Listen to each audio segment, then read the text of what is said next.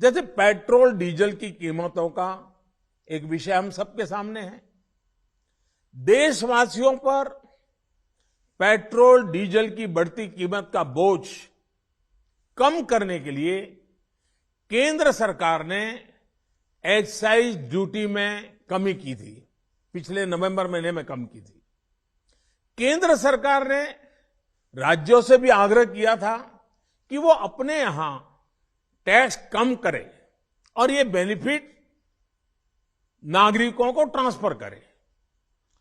इसके बाद कुछ राज्यों ने तो भारत सरकार की इस भावना के अनुरूप यहां टैक्स कम कर दिया, लेकिन कुछ राज्यों द्वारा अपने राज्य के लोगों को इसका कोई लाभ नहीं दिया गया। इस वजह से पेट्रोल डीजल की कीमतें इन राज्यों में अब भी दूसरों के मुकाबले कहीं ज्यादा है। ये एक तरह से इन राज्यों के लोगों के साथ अन्याय तो है ही, साथ ही पड़ोसी राज्यों को भी नुकसान पहुंचाता है। स्वाभाविक है कि जो राज्य टैक्स में कटौती करते हैं उन्हें राजस्व की हानि होती है। जैसे अगर कर्नाटका ने टैक्स में कटौती नहीं की होती तो उसे इन 6 महीनों में 5,000 करोड़ रुपए से ज्यादा का राजस्व मिलता। गुजरात ने भी टैक्स कम नहीं किया होता तो उसे भी 3,500-4 हजार करोड़ रुपए से ज्यादा का राजस्व और मिलता।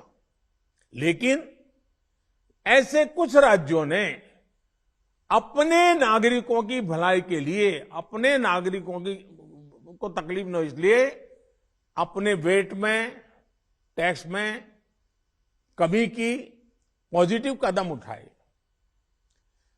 वहीं गुजरात और कर्नाटक के पड़ोसी राज्यों ने टैक्स में कमी न करके इन 6 महीनों में 3,500 करोड़ रुपए से लेकर के 5-5.5 हजार करोड़ रुपए तक अतिरिक्त राजस्व कमा लिया। जैसा हम जानते हैं कि पिछले साल नवंबर महीने में वैट कम करने की बात की थी, सबको मैंने प्रार्थना की थी, लेकिन कई राज्य, मैं यहां किसी की आलोचना नहीं कर रहा हूं, मैं सिर्फ आपसे प्रार्थना कर रहा हूं, आपके राज्य के नागरिकों की भलाई के लिए प्रार्थना कर रहा हूं। अब जैसे उस समय 6 महीने पहले कुछ राज्यों ने बात को माना, कुछ राज्यों ने नहीं माना।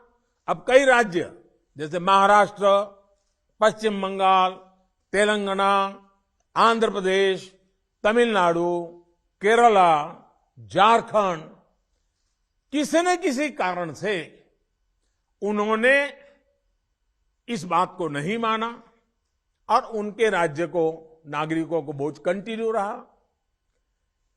मैं इस बात में नहीं जाऊंगा कि इस दौरान इन राज्यों ने कितना रेवेन्यू कमाया, लेकिन अब आपसे मेरी प्रार्थना है कि देश हित में आप पिछले नवंबर में जो करना था, 6 महीने डिले हो चुका है, अब भी आप अपने राज्य के नागरिकों को वैट कम करके इसका बेनिफिट पहुंचाइए। आप सब जानते हैं कि भारत सरकार के पास जो रेवेन्यू आता है उसका 42% तो राज्यों के ही पास चला जाता है। मेरा सभी राज्यों से आग्रह है कि वैश्विक संकट के इस समय में कोऑपरेटिव फेडरलिज्म की भावना पर चलते हुए एक टीम के रूप में हम सब मिलकर काम करें। वीडियो पसंद आया तो हमें लाइक, कमेंट, शेयर और सब्सक्राइब जरूर करें।